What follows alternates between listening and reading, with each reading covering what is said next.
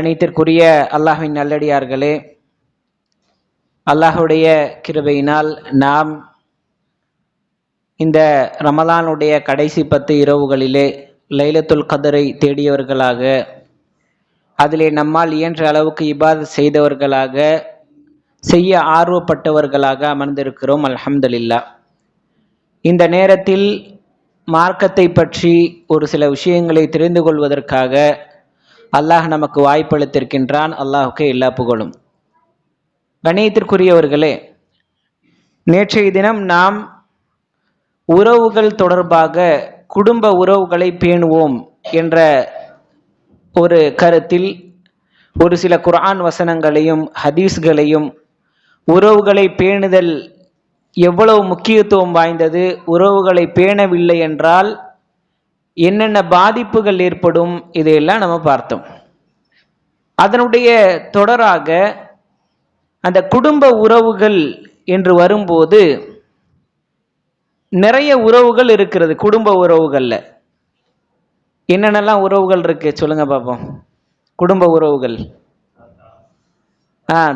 தாத்தா பாட்டி, அப்பா அம்மா, அண்ணன் தம்பி, அக்கா தங்கை, மனைவி, பிள்ளைகள், பிள்ளைகளுடைய பிள்ளைகள் இல்லையா, பேரன் பேத்தி, மருமகன் மருமகள், கொள்ளு தாத்தா, ரைட். அப்ப இந்த மாதிரி குடும்ப உறவுகள் என்பது ஒரு விரிவடைந்த ஒரு பகுதி இல்லையா. இதுல இன்ஷா அல்லாஹ் இன்றைய அமர்விலே நாம் ஒரு 2 முக்கியமான உறவுகள், அதை குறித்து நாம் பார்க்க இருக்கின்றோம். ஒன்று பெற்றோர்கள், இன்னொன்று வாழ்க்கை துணை. இந்த 2ம் ஒரு மனிதனுக்கு வாழ்வில் இருக்க வேண்டிய முக்கியமான 2 உறவுகள். இந்த உறவுகளோடு எப்படி நடந்து கொள்வது என்ற விஷயங்களை நாம் இன்ஷா அல்லாஹ் இன்றைய அமர்விலே பார்க்கலாம். இப்ப கண்ணியத்திற்குரியவர்களே, பெற்றோர்கள் என்று வரும்போது அல்லாஹு தஆலா இந்த பெற்றோர்களுக்கு கொடுக்கக்கூடிய முக்கியத்துவம் மிக அதிகமானது. அல்லாஹு தஆலா சொல்லி காட்டுகின்றான். அல்லாஹ் தஆலா 2 விஷயங்களை சேர்த்து சேர்த்து பல இடங்கள்ல சொல்லுவான். உதாரணத்துக்கு ஒன்று சொல்லுங்க பாப்போம். 2 சேர்த்து சொன்ன விஷயங்கள். அகீமுஸ்ஸலாஹ் வ ஆத்துஸ் ஸக்கா, தொழுகை நிலைநாட்டுங்கள், ஜக்காத்தை கொடுங்கள். ரைட். அப்ப தொழுகையும் ஜக்காத்தையும் அல்லாஹ் இணைச்சு பேசுவான். வேற மாஷா அல்லாஹ். அதே போல இன்னொரு விஷயம் நம்ம சொல்லும் போது அத்திஉல்லாஹ வ அத்திஉர் ரசூல், அல்லாஹ்வுக்கு கட்டுப்படுங்கள், அல்லாஹ்வுடைய தூதருக்கு கட்டுப்படுங்கள்.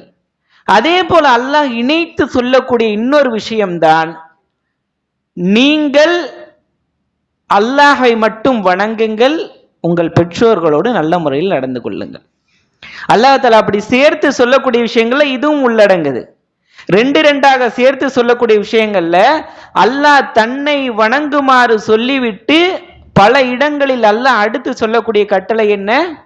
உங்கள் பெற்றோர்களோடு நல்ல முறையில் நடந்து கொள்ளுங்கள். அல்லாஹ் தஆலா சூரா பனு இஸ்ராயில் அதுல சொல்லி காட்டுறான் பாருங்க. வகதா ரப்புக அல்லா தஅபுது இல்லா இய்யாஹ், அல்லாஹ் தஆலா அவனை தவிர வேறு யாரையும் வணங்கக்கூடாது என்று உங்களுக்கு விதித்திருக்கின்றான். அதே நேரத்தில் இன்னொரு விஷயத்தையும் உங்களுக்கு விதித்திருக்கின்றான். வபில் வாலிதைனி இஹ்சானா, உங்கள் பெற்றோர்களோடு நல்ல முறையில் அழகிய முறையில் நீங்கள் நடந்து கொள்ளுங்கள். இம்மா யபுலுகன்ன இந்தக்கல் கிபர், அவர்கள் வயதான நிலையில் உங்களிடம் இருந்தால், அஹதுஹுமா வ கிலாஹுமா, அவர்கள் இருவரோ அல்லது ஒருவரோ, அவர்கள் இருவரோ அல்லது ஒருவரோ உங்களிடத்தில் இருந்தால், ஃபலா தகுல் லஹுமா உஃபின், அவர்களை பார்த்து சி என்று கூட நீங்கள் சொல்லிவிடாதீர்கள். உஃப் என்ற அரபி வார்த்தைக்கு அர்த்தம் என்று வரும்போது சி என்று தமிழ்ல நம்ம குர்ஆன்ல போட்டிருப்பாங்க. இருந்தாலும் நேரடியாக நாம் பார்த்தால் இப்படி முகத்தை சுளிப்போம் இல்லையா, இதற்கு கூட உஃப் என்று சொல்லப்படும். அப்ப பெற்றோர்களை பார்த்து முகத்தை சுளிக்க கூட நீங்கள் செய்யாதீர்கள் என்று அல்லாஹ் தஆலா சொல்லி காட்டுகின்றான். வகுல்லஹுமா கௌலன் கரீமா, அவர்களிடத்தில் கண்ணியமான பேச்சாக அவர்களிடத்தில் பேசுங்கள். எப்படி பேசணுமா? எப்படி பேசணும்? கண்ணியமாக கரீமா கண்ணியமான பேச்சாக அவர்களிடத்திலே பேசுங்கள் என்று அல்லாஹ் தஆலா சொல்லி காட்டுகின்றான். அதே போல வஹ்ஃபித் லஹுமா ஜனாஹ துல்லி மினர் ரஹ்மா, உங்களுடைய பணிவெனும் இறக்கையை அவர்களுக்காக தாழ்த்துங்கள், அப்படியே பணிஞ்சிருங்க. உங்கள் பெற்றோர்களுக்கு முன்னால் அப்படியே பணிந்து விடுங்கள். வகுர் ரப்பிர் ஹம்ஹுமா கமா ரப்பயானி சகீரா. அல்லாஹ் துவாவையும் சொல்லித்தரான், அவங்களுக்காக துவா செய்யுங்க. ரப்பிர் ஹம்ஹுமா கமா ரப்பயானி சகீரா. யா அல்லாஹ், நான் சிறுவனாக இருந்தபோது என்னை அவர்கள் எப்படி ரஹ்மத்தோடு என்னோடு நடந்து கொண்டார்களோ அதே போல் நீ அவர்களோடு ரஹ்மத்தோடு நடந்து கொள் என்று அல்லாஹ் தஆலா துவா செய்ய சொல்றான். அப்ப பெற்றோர்களோடு நல்ல முறையில் நடக்கணுமா? சி என்று கூட அவர்களை சொல்லக்கூடாது, முகம் சுளித்து விடாதீர்கள், அவர்களுக்காக துஆ செய்யுங்கள் என்று அல்லாஹ் தஆலா சொல்லி காட்டுகின்றான். அப்ப இந்த மாதிரி பெற்றோர்களுடைய முக்கியத்துவத்தை குறித்து எக்கச்சக்கமான குர்ஆன் வசனங்களை நாம் பார்க்கலாம். கண்ணியத்திற்குரியவர்களே, அந்த பெற்றோர்கள் அல்லாஹ் தஆலா பெற்றோர்களுடைய முக்கியத்துவத்தை பற்றி சொல்லக்கூடிய அதே நேரத்தை போல் ரசூல் ஸல்லல்லாஹு அலைஹி வஸல்லம் அவர்கள் பெற்றோர்களுடைய முக்கியத்துவத்தை சொல்றாங்க பாருங்க. ஒரு சஹாபி வந்து கேட்கிறார், யா ரசூலுல்லாஹ், நான் யாரோடு நல்ல முறையில் நடந்து கொள்வது? நான் நல்ல முறையில, நம்ம பார்த்தா நல்ல மாதிரியா பேசுவோம் இல்லையா, நல்ல மாதிரியே பழகுவோம் அல்லவா, அந்த மாதிரி நல்ல முறையில் நான் பேசுவதற்கும் பழகுவதற்கும் உரித்தானவர்கள் யார் என்று கேட்கும்போது நபி ஸல்லல்லாஹு அலைஹி வஸல்லம் அவங்க என்ன சொன்னாங்க?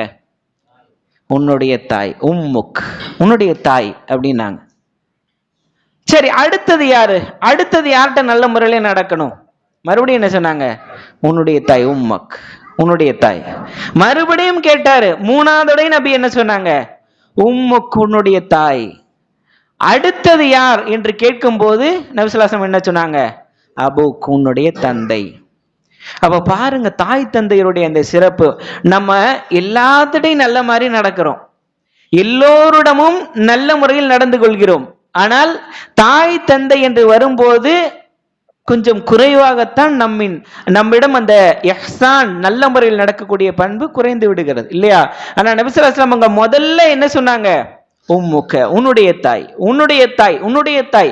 அடுத்ததாக நான்காவது முறை உன்னுடைய தந்தை என்று சொன்னார்கள்.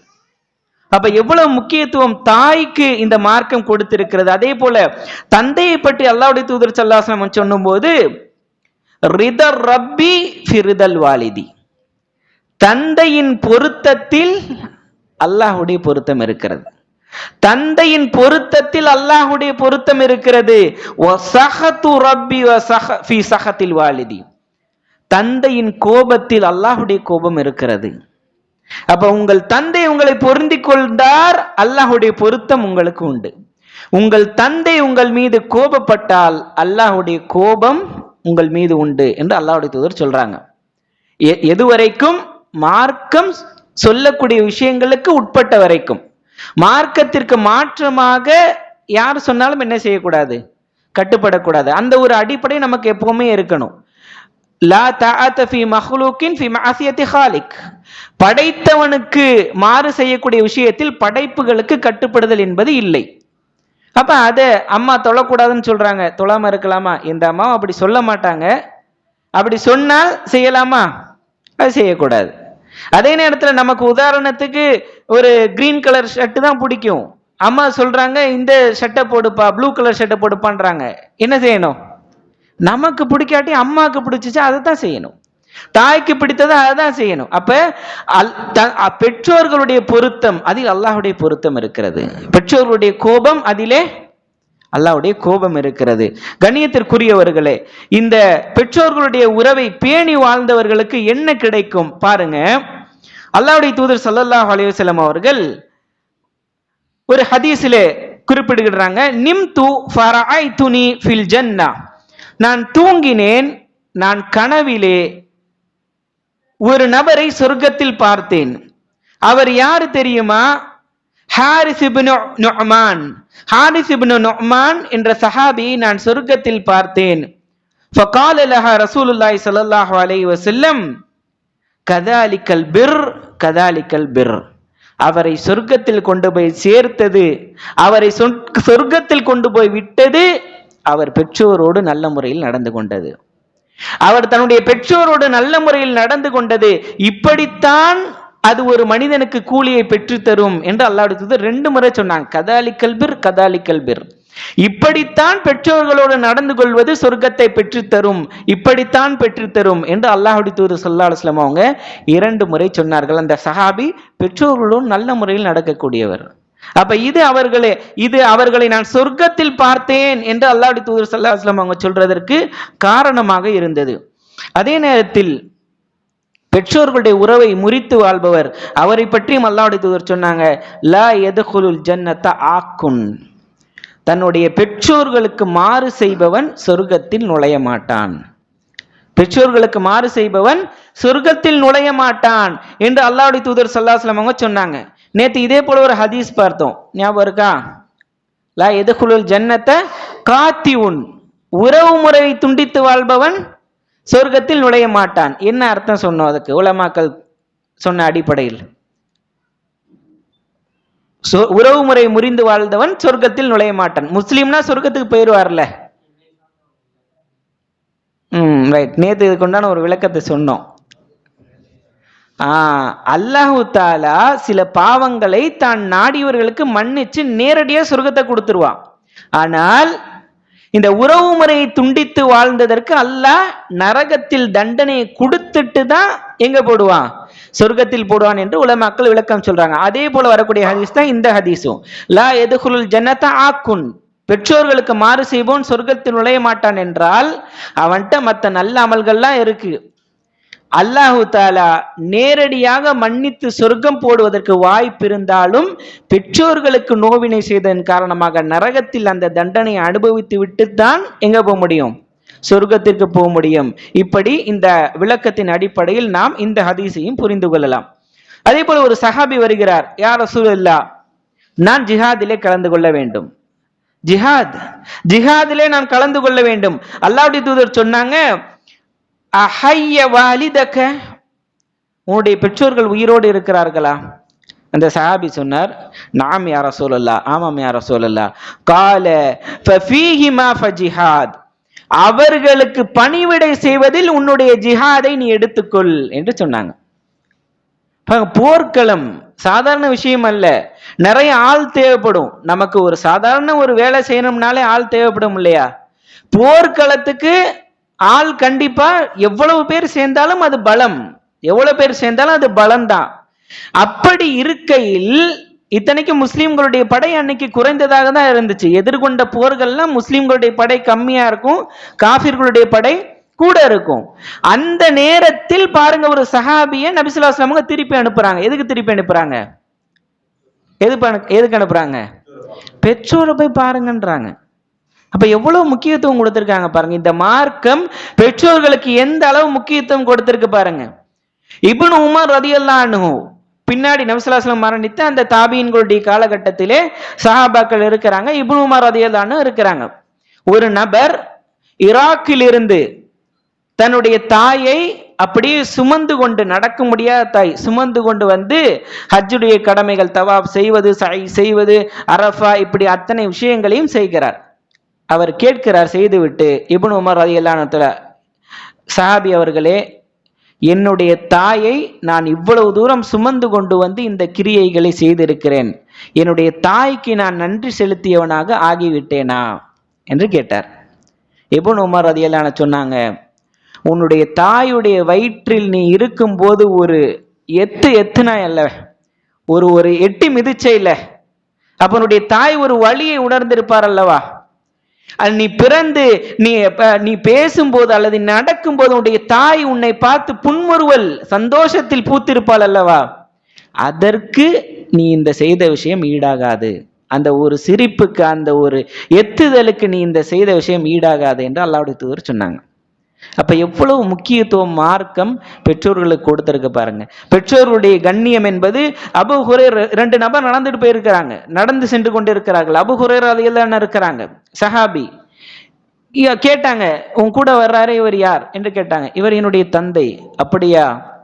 தந்தைக்கு முன்னாடி நீ நடக்காத, தந்தைக்கு பின்னாடி போ. சஹாபி சொல்றாங்க, தந்தை உட்காருவதற்கு முன்னால் நீ உட்காராதே என்று சொல்றாங்க சஹாபி. அப்ப தந்தைக்கு தாய்க்கு அவ்வளவு கண்ணியத்தை கொடுத்த மார்க்கம், தந்தைக்கு அவ்வளவு கண்ணியத்தை கொடுத்த மார்க்கம். ஆனா இன்னைக்கு பல பேர் தங்களுக்கு பேச கற்றுக் கொடுத்தவர்களிடத்திலேயே தங்களுடைய பேச்சு திறமையை காட்டுகிறார்கள். தாயும் தந்தையும் தான் அம்மா அப்பா அப்படின்னு வாயை திறந்து சொல்வதில் எவ்வளவு அவங்க சந்தோஷப்பட்டிருப்பாங்க. அப்படி தனக்கு தத்தி தத்தி பேசிக் கொண்டிருந்த அவர்களுக்கு பேச கற்றுக் கொடுத்தவர்களிடத்திலே தங்களுடைய பேச்சு திறமையை காட்டுகிறார்கள். என்ன அவர்களை ஏசுவது பேசுவது, அல்லாஹு அக்பர். இது ஆக பெரிய பாவம். மிக கவனமாக பெற்றோர்களுக்கு நோவினை செய்வது என்பதில் மிக கவனமாக இருக்க வேண்டும். இது ஒரு நபரை சொர்க்கத்தை விட்டு தடுக்கக்கூடிய காரியங்களிலே ஒன்று. அவர்களோடு மிக நல்ல முறையில் நடந்து கொள்வது எங்க கொண்டு போய் சேர்க்கும்? சொர்க்கத்தில் கொண்டு போய் சேர்க்கும். அந்த சஹாபியை கொண்டு போய் சேர்த்தது போல. அப்ப கண்ணியத்திற்குரியவர்களே, அப்ப நாம் பெற்றோர்களுடைய முக்கியத்துவம் சொல்லிக்கொண்டே போகலாம். இருந்தாலும் நம்முடைய தலைப்பின் அடிப்படையில் 2 உறவுகளை பற்றி பார்ப்பதாக நம்ம சொல்லியிருந்தோம். என்னென்ன உறவுகள்?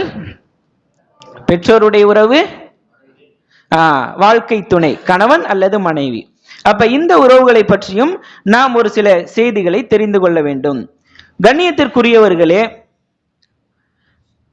வாழ்க்கை துணை என்று வரும்போது கணவனுக்கு மனைவி வாழ்க்கை துணை, மனைவிக்கு கணவன் வாழ்க்கை துணை. இந்த திருமண பந்தம், இந்த உறவுதான் அல்லாஹு தஆலா மனிதர்களிடத்தில் ஏற்படுத்திய முதல் உறவு. கணவன் மனைவி உறவு இருக்கு இல்லையா, இந்த பந்தம் தான் அல்லாஹு தஆலா மனிதர்களிடத்தில் ஏற்படுத்திய முதல் உறவு. எப்படி?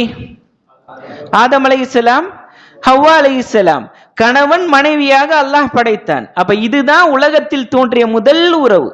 அப்ப எவ்வளவு முக்கியத்துவம் வாய்ந்ததாக இருக்கும் பாருங்க. இந்த உறவிலிருந்து தான் அத்தனை உறவுகளும் தோன்றுகிறது. ஒரு கணவன் மனைவி என்று இருக்கும் போதுதான் ஒரு தாய் ஒரு தந்தை உருவாகிறார்கள், பிள்ளை உருவாகிறார்கள், பேரன் பேத்தி அத்தனையும் இந்த கணவன் மனைவி என்ற உறவிலிருந்து தான் உருவாகிறது. அப்ப அவ்வளவு முக்கியத்துவம் வாய்ந்தது இந்த உறவு.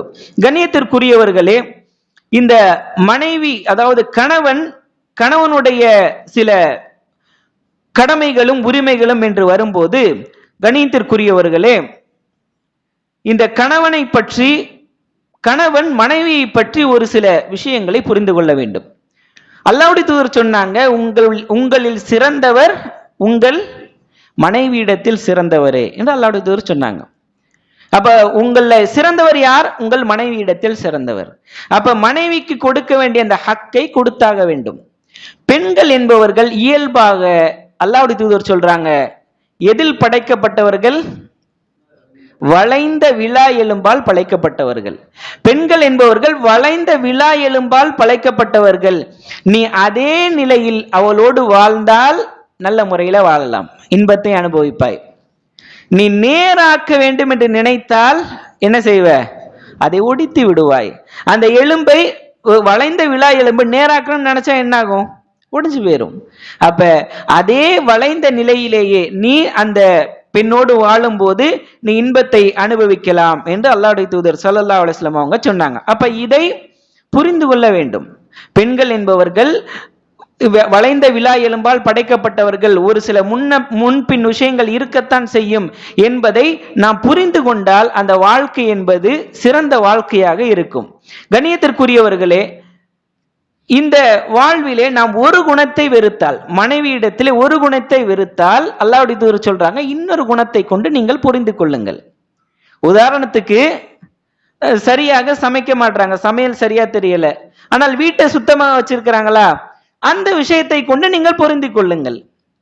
அல்லது துணியை நல்ல முறையில் துவைக்கிறார்களா, குழந்தைகளை நல்ல முறையில் வளர்க்கிறார்களா, அந்த விஷயத்தை கொண்டு புரிந்து கொள்ளுங்கள். எல்லாத்துலயும் எல்லாரும் பர்ஃபெக்டா இருந்துட முடியாதே.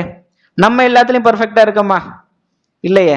அப்ப ஒரு குணத்தை நீங்கள் வெறுத்தால் இன்னொரு குணத்தை கொண்டு நீங்கள் பொருந்தி கொள்ளுங்கள் என்று அல்லாஹ்வுடைய தூதர் ஸல்லல்லாஹு அலைஹி வஸல்லம் அவர்கள் அந்த மனைவியோடு நல்ல முறையில் நடந்து கொள்வதை பற்றி கணவனுக்கு சொல்கிறார்கள். கண்ணியத்திற்குரியவர்களே, ஆனா இதுல நம்ம பெரும்பாலும் கோட்டை விடக்கூடியவர்களாக இருக்கிறோம். திடீர்னு வீட்டுக்குள்ள வருவோம், தொடப்பம் கீழே கிடக்கும். உள்ள வந்த உடனே, என்ன தொடப்பம் இங்கே கிடக்கு, யார் இங்க போட்டு வச்சது, இதெல்லாம் எடுத்து வைக்க மாட்டீங்களா, வீட்டை சுத்தமா வைக்கணுமான்னு தெரியாதா, இல்ல ஒரு டம்ளர் இருக்கும், என்ன டம்ளர் இங்க இருக்கு, இதெல்லாம் எடுத்து வைக்க மாட்டீங்களா? நம்ம எடுத்து வச்சுட்டு போக வேண்டியதுதானே. இல்லையா? கிடக்குனா என்ன செய்யறது, எடுத்து அந்த பக்கம் ஓரமா வச்சுட்டு போக வேண்டியதானே. அப்ப நாம இந்த மாதிரி சின்ன சின்ன விஷயங்களுக்கெல்லாம் குற்றம் பிடிக்கக்கூடியவர்களாக இருந்தால் அது குடும்ப வாழ்க்கையை கெடுத்துவிடும். அது அது பிரச்சனைகளை பெருசாக்கும்.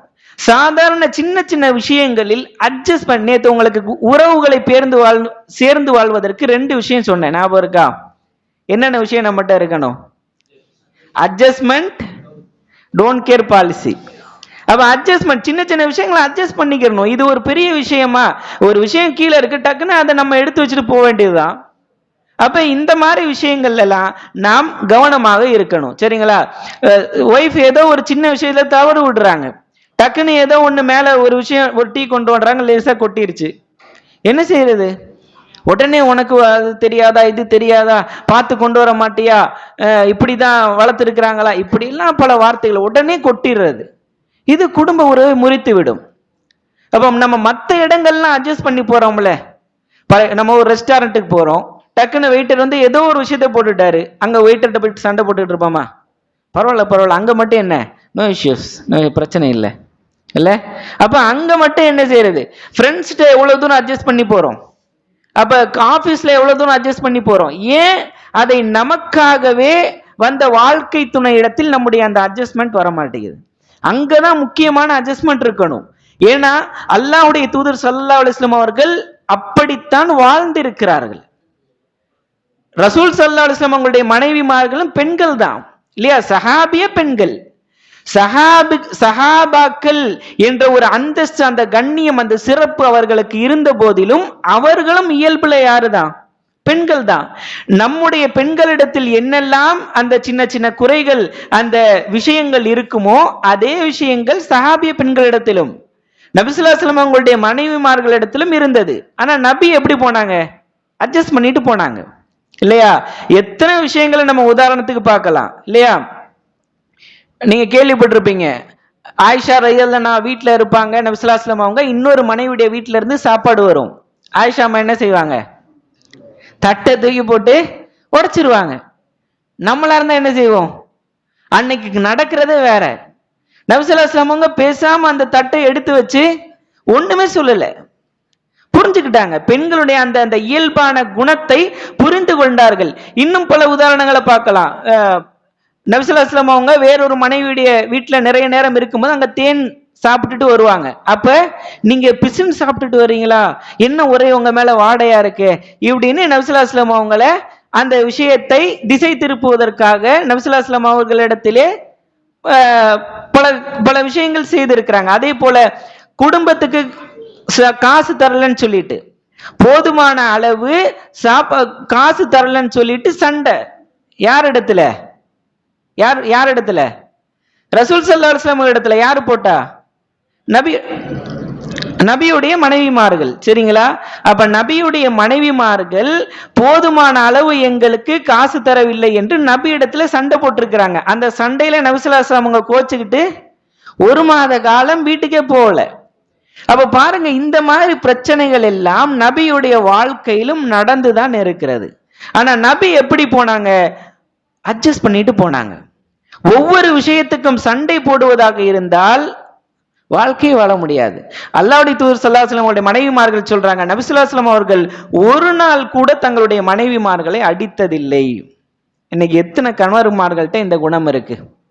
ஒரு நாள் கூட மனைவியின் மேல் கை வைத்து, அதாவது அடித்ததில்லை என்று மனைவிமார்கள் சொல்றாங்க. அப்ப எப்படி இருந்திருப்பார்கள் ரசூல் ஸல்லல்லாஹு அலைஹி வஸல்லம்? இத்தனைக்கும் பல டென்ஷன் உள்ளவங்க. நம்ம போயிட்டு வர்றது ஒரு வேலைக்கு அல்லது ஒரு கடைக்கு, அல்லது நமக்கு மைண்ட்ல இருக்கிறது ஒரு பிரச்சனை. ஆனா நபி ஸல்லல்லாஹு அலைஹி வஸல்லம் உங்களுக்கு எத்தனை பிரச்சனை சுத்தி, காஃபிர்களுடைய பிரச்சனை, முனாஃபிக்குகளுடைய பிரச்சனை, இங்க முஸ்லிம்களுடைய கஷ்டத்தை பார்க்கணும், அங்க திடீர்னு ஒரு போர் படை வரும், எவ்வளவு பிரச்சனைகளுக்கு மத்தியிலும் குடும்பத்துல எவ்வளவு சாஃப்டா ஹேண்டில் பண்ணிருக்காங்க பாருங்க ரசூல் ஸல்லல்லாஹு அலைஹி வஸல்லம் அவங்க. அப்ப இந்த படிப்பினை நமக்கு இருக்க வேண்டும். நபி ஸல்லல்லாஹு அலைஹி வஸல்லம் அவங்க வீட்டுல என்ன செய்வாங்க? வீட்டுல என்ன செய்வாங்க நபி ஸல்லல்லாஹு அலைஹி வஸல்லம் அவங்க? மனைவிமார்கள் சொல்றாங்க என்ன செய்வாங்க? மாவு அரைப்பாங்க. வேற துணி துவைப்பாங்க. தன்னுடைய கிழிந்த துணியை அவர்களை தைப்பார்கள். வீட்டை பெருக்குவார்கள் இல்லையா? ஆட்டிலிருந்து பாலை கறப்பாங்க. எத்தனை வேலை வீட்டுல செஞ்சு கொடுக்குறாங்க பாருங்க. நம்ம ஒரு துணியை காய போடணும்னு சொன்னா, என்ன இந்த வேலையெல்லாம் நீ செய்ய மாட்டியா, நான் என்ன பொம்பளை மாதிரி வீட்டுல வேலை செய்யணுமா, எத்தனை வார்த்தை பேசுவோம் இல்லையா? அப்ப நபி ஸல்லல்லாஹு அலைஹி வஸல்லம் அவங்க வீட்டுல அவ்வளவு வேலைகள் செய்து கொடுத்திருக்கிறாங்க. அவ்வளவு தூரம் மனைவிகளோடு நல்ல முறையில் நடந்திருக்கிறார்கள். சரிங்களா? அப்ப மனைவிமார்களோடு நல்ல முறையில் நடப்பது என்பது அல்லாஹ்வுடைய தூதர் ஸல்லல்லாஹு அலைஹி வஸல்லம் காட்டி தந்த சுன்னா, காட்டி தந்த வழிமுறை. சரிங்களா? அப்ப மனைவியை எப்பவுமே ஒரு பெரும்பாலானவங்க எப்படி பார்க்கறாங்க அப்படின்னா, ஒரு வாஷிங் மிஷினாக, இல்ல ஒரு கேஸ் ஸ்டவ்வாக, இல்ல ஒரு வேலை செய்யற மிஷினா தான் பல பேர் பார்க்கறாங்க. இது ஆக பெரிய தவறு. இது ஆக பெரிய தவறு. துணி துவைக்கணும், சாப்பாடு செய்யணும், வீடு சுத்தமா வச்சுக்கணும், இதுதான் உன் வேலை.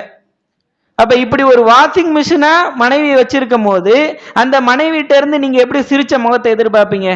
நம்ம செய்யறதெல்லாம் கடுகடுன்னு விழுறது, எரிஞ்செறிஞ்சு விழுறது. ஆனா நம்மகிட்ட மனைவி மட்டும் எப்படி பேசணும்னு நினைக்கிறோம்?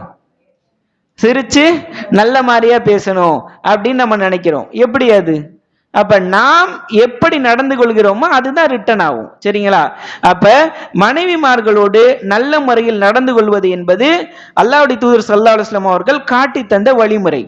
அப்ப மனைவிமார்களோடு கண்ணியத்திற்குரியவர்களே, எப்பவுமே ஒரே கடிகட்டுன்னு கோபமாக இல்லாம ஒரு நாள் ஒரு வெளியே கூட்டிட்டு போறது, ஒரு பக்கத்துல பீச் இருக்க பீச்சுக்கு கூட்டிட்டு போறது, அல்லது ஒரு பார்க்கு கூட்டிட்டு போறது, இல்ல நம்ம ஒரு ஹோட்டலுக்கு ஒரு ரெஸ்டாரண்ட்டுக்கு சரி ஒரு நாள் வெளியே போய் சாப்பிடுவோம் அப்படின்னு ஒரு ஹோட்டல் கூட்டிட்டு போறது, இல்ல ஒரு நல்ல விஷயம், நல்ல சமைச்சிருக்கிறாங்க அல்ஹம்துலில்லாஹ், ஒரு நல்ல வார்த்தை சொல்லுங்களேன், சூப்பரா இருக்குன்னு சொல்லி பாருங்க, நீங்க பொய்யா கூட சொல்லுங்களேன், அது அவங்களை அவ்வளவு சந்தோஷப்படுத்தும்.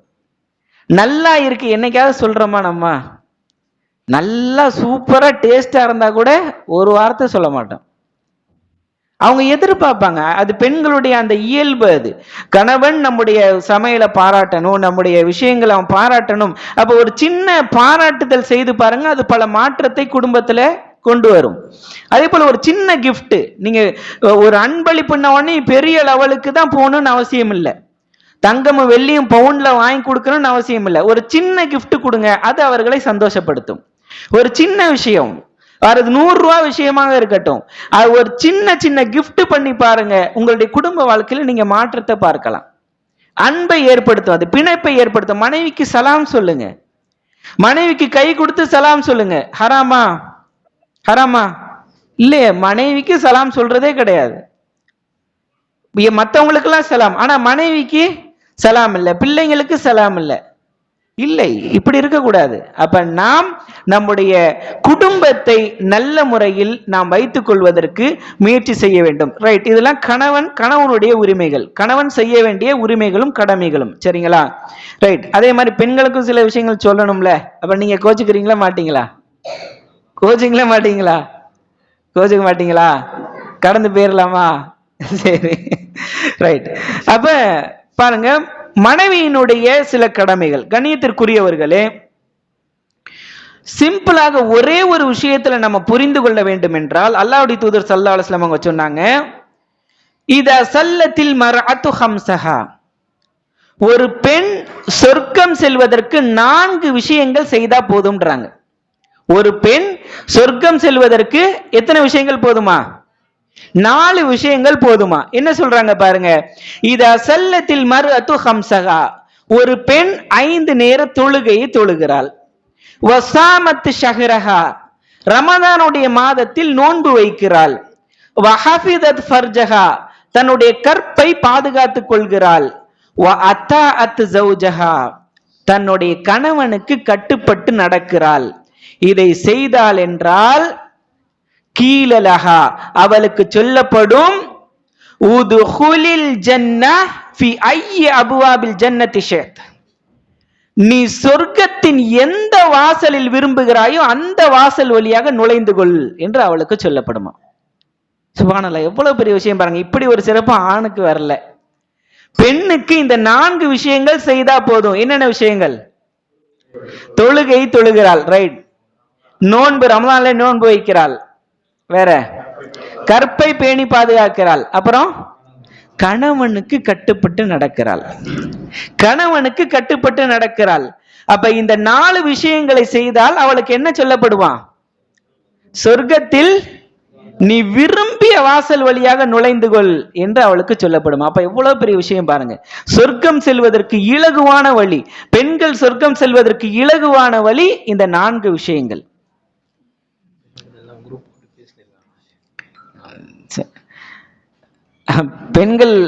பெண்கள் மேல எல்லாரும் கொஞ்சம் பயான கேட்காம குரூப்பா அமர்ந்து பேசிட்டு இருக்கிறீங்களா?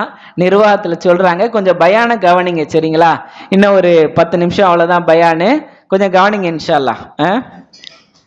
இதுக்கு முன்னாடி கேட்டிருப்பீங்கன்னு நினைக்கிறேன். ஏன்னா கணவன் உங்களுக்கு செய்ய வேண்டிய விஷயங்கள்லாம் சொல்லும் போது கொஞ்சம் ஆர்வமா கேட்டிருப்பீங்க. உங்களுக்குன்னு சொல்லும் போது கொஞ்சம் பேச ஆரம்பிச்சிட்டீங்களோன்னு நினைக்கிறேன். சரி, கொஞ்சம் கவனிங்க இன்ஷா அல்லாஹ். ரைட்.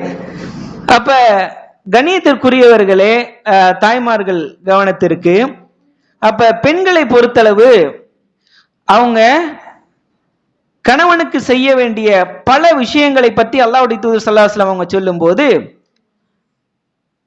லஅமர்துல், அதாவது யாருக்கும், எந்த ஒரு மனிதரும் சஜிதா செய்வது என்பது நம்முடைய மார்க்கத்தில் அனுமதி இல்லை, சரிங்களா? யாரும் சஜிதா செய்வது மார்க்கத்தில் அனுமதி இல்லை. சஜிதா என்றால் யாருக்கு மட்டும்தான்? அல்லாஹ்வுக்கு மட்டும்தான். ஆனா அல்லாஹ்வுடைய தூதர் ஸல்லல்லாஹு அலைஹி வஸல்லம் சொல்றாங்க, ஒரு மனிதர் இன்னொரு மனிதருக்கு சஜிதா செய்ய அனுமதி இருந்திருக்குமே ஆனால் லஅமர்துல் மர்அத லிஸௌஜிஹா, ஒரு மனைவி தன்னுடைய கணவனுக்கு சஜிதா செய்ய வேண்டும் என்று நான் கட்டளையிட்டிருப்பேன் என்று அல்லாஹ்வுடைய தூதர் சொல்றாங்க. எவ்வளவு பெரிய விஷயம் பாருங்க. சஜிதா செய்ய யாருக்கும் மார்க்கத்தில் அனுமதி இல்லை. ஆனால் அப்படி இருந்திருந்தால் யாருக்கு சஜிதா பண்ணியிருக்கணுமா? கணவனுக்கு மனைவி சஜிதா செய்திருக்க வேண்டும் என்று நான் கட்டளையிட்டு இருப்பேன் என்று அல்லாஹ்வுடைய தூதர் சொல்றாங்க. அப்ப இதுல இருந்தே புரிய வேணாமா கணவனுடைய அந்தஸ்து என்ன என்று? அப்ப கணவனுடைய அந்தஸ்து என்பது மார்க்கம் மிகப்பெரிய ஒரு அந்தஸ்தை கணவனுக்கு கொடுத்திருக்கிறது. அப்ப கண்ணியத்திற்குரியவர்களே, கணவன் என்பவன் அவன் வெளியே பல விஷயங்கள், வெளியே பல சிரமங்கள் அதெல்லாம் சந்திச்சுட்டு தான் அவன் வீட்டுக்குள்ள வர்றான், இல்லையா? ஆபீஸ்ல இருந்தா பாஸுடைய பல பிரச்சனைகளா இருக்கும், கூட வேலை பார்க்கிறவங்க பல பாலிடிக்ஸ் பண்ணுவாங்க, எப்படியாவது இவனை அதுல மாத்தணும் இதுல மாத்தணும்னு பல விஷயங்கள் செய்வாங்க. இல்ல கடையா இருந்தா கஸ்டமர் வந்து டார்ச்சர் பண்ணிட்டு போவான், பல விஷயங்களை களைச்சு போட்டுட்டு ஒன்ன கூட வாங்காம போவான். இல்ல பிரச்சனை பண்றதுக்குன்னே சில கஸ்டமர் வருவான், பொருள் வாங்குறதுக்கு இல்ல, எதுக்கு வருவான்? பிரச்சனை பண்றதுக்குன்னே சில கஸ்டமர் வருவான். இப்படி அதே மாதிரி ரோட்ல வரும்போது டக்குன்னு வரும்போது ஒருத்தர் 4 திட்டிட்டு போவான். நம்ம நல்லா தான் வந்துகிட்டு இருப்போம், அடுத்தவன் வந்து வந்துட்டு நம்மளை என்ன செய்வான்? திட்டிட்டு போவான். இப்படி பல பிரச்சனைகளை சந்திச்சு விட்டு தான் கணவன் எங்க வர்றான்? வீட்டுக்கு வர்றான். அந்த நேரத்துல வந்த உடனே என்ன செய்யறது? ஏதோ ஒரு பிரச்சனை நடந்திருக்கும் வீட்டுக்குள்ள நுழைஞ்சிருக்க கூட மாட்டான், அதுக்குள்ள கொட்டி தீத்துருவாங்க. என்ன ஆச்சு தெரியுமா, இன்னைக்கு என்ன ஆச்சு தெரியுமா, வந்தவனே சடன்னு அவனே 1008 பிரச்சனையில வந்திருப்பான், டென்ஷன்ல வந்திருப்பான். நீங்க இப்படி கொட்டினவனையும் அவனுக்கு என்ன ஆகும்? அப்படியே பிபி ஏறி என்னடா செய்யறதுன்னு தெரியாம வரும். அப்படி செய்யாதீங்க தயவு செய்து. கொஞ்சம் உங்களுக்கும் பல பிரச்சனைகள் இருக்கிறது, வீட்டுல 1000 விஷயங்களை சந்திக்கிறீங்க, கொஞ்சம் வரட்டும், கொஞ்சம் கூலாகட்டும். வந்தவனே ஒரு தண்ணீர் எடுத்து கொடுங்க, என்னங்க ஒரு டீ வேணுமா காஃபி வேணுமா கேட்டு பாருங்க, அது பெரிய ஒரு மாற்றத்தை ஏற்படுத்தும். வந்ததுக்கு டீ வேற காஃபி வேற. அப்ப இந்த மாதிரி இல்ல, ஒரு தண்ணி எடுத்து கொடுங்க, ஒரு டீ போட்டு கொடுங்க. அதுக்கப்புறம் கொஞ்சம் கூலான பின்னாடி உங்களுடைய விஷயங்களை சொல்லுங்க. அதுக்கப்புறம் அவனுடைய மைண்ட்ல அது ஏறுவதற்கு வாய்ப்பாக இருக்கும். இல்லைன்னா நீங்க சொல்ல வர்றதும் வேஸ்டா போயிடும், நீங்க உங்களுடைய மனசில் வைத்திருந்த அத்தனை விஷயங்களும் பிரயோஜனம் இல்லாம ஆயிரும். அப்படி செய்யாதீர்கள்.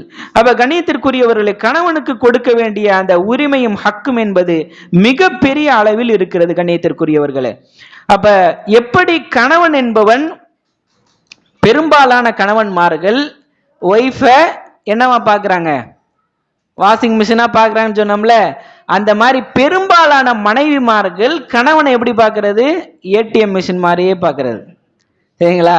ஏடிஎம் மிஷின் போட்டா ஸ்வைப் பண்ணா காசு வரணும். வெறும் ஏடிஎம் மிஷின் மாதிரியே பார்த்துக்கிட்டு இருந்தீங்கன்னா அப்புறம் எப்படி நிம்மதி இருக்கும்? புரியுதுங்களா? அப்ப கணவனும் வாஷிங் மிஷின் மாதிரி பார்க்க கூடாது, மனைவியும் ஏடிஎம் மிஷின் மாதிரி பார்க்க கூடாது. இப்படி மிஷின் மாதிரி ரெண்டு பேரும் பார்த்தா வாழ்க்கை எப்படிதான் இருக்கும்? மிஷின் மாதிரி தான் இருக்கும். சட சட சட சட சட மிஷின்ல சவுண்ட் வரும்ல, அப்படிதான் இருக்கும். அப்படி ஒரு இயல்பாக கணவனுக்கும் மனது இருக்கிறது, மனைவிக்கும் மனது இருக்கிறது என்ற அடிப்படையில் பார்க்கும்போது அந்த குடும்ப வாழ்வு சந்தோஷமாக நிம்மதிகரமானதாக இருக்கும். கணியத்திற்குரியவர்களே, அப்ப இந்த மனைவிக்கு கணவனுக்கு கொடுக்க வேண்டிய ஹக்குகளில் மிகப்பெரிய ஒரு கடமை மனைவிக்கு இருக்கிறது. அதிலும் குறிப்பாக உள்ள ஹக்கு, கணவனுடைய ஹக்குகளில் முக்கியமான ஹக்கு இல்லற வாழ்க்கை. இல்லற வாழ்க்கை, கணவன் என்பவன் இயல்பாகவே, ஆண் என்பவன் இல்லற வாழ்வில் அதிகம் தேட்டம் உள்ளவனாக இருப்பான். ஒரு ஆணுடைய உணர்வு என்பது பெண்ணுடைய உணர்வை போல் அல்ல. அப்ப ஒரு ஆணுடைய உணர்வு இல்லற வாழ்வில் அதிக தேட்டம் உள்ளதாக இருக்கும். அந்த நேரத்தில் நபி ஸல்லல்லாஹு அலைஹி வஸல்லம் சொல்றாங்க, ஒரு ஆண் தன்னுடைய மனைவியை இல்லறத்திற்கு அழைக்கிறான்,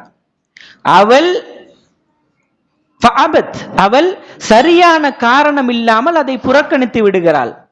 அந்த நிலையில் அவள் இரவை கழித்தாள் என்றால், கணவன் அவன் மீது கோபப்பட்ட நிலையில் அவள் இரவை கழித்தாள் என்றால், விடியும் வரை அவளை யார் சபிக்கிறாங்களா? மலக்குமார்கள் சபிக்கிறார்கள் என்று. மலக்குமார்களுடைய சாபம்னா சும்மாவா?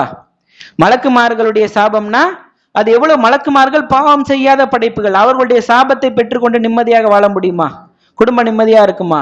அப்ப இப்படி இந்த விஷயத்தில் ரொம்ப கவனமாக இருக்க வேண்டும். கணவன் என்பவன் இல்லறத்திற்கு அழைக்கும் போது சரியான காரணம் இல்லாமல் அதை புறக்கணிப்பது கூடாது.